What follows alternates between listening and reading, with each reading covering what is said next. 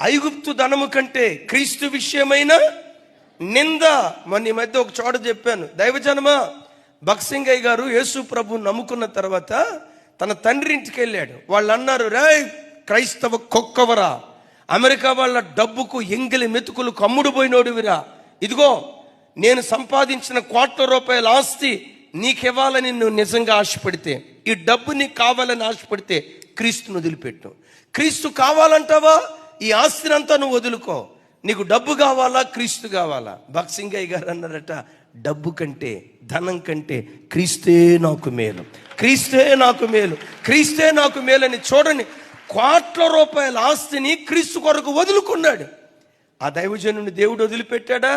ఒక్క వ్యక్తి 10,000 సంఘాలు స్థాపించి ప్రపంచాన్ని తల్లకిందులు చేసే ఒక ధృవతారగా నా దేవుడు నిలవబెట్టాడు.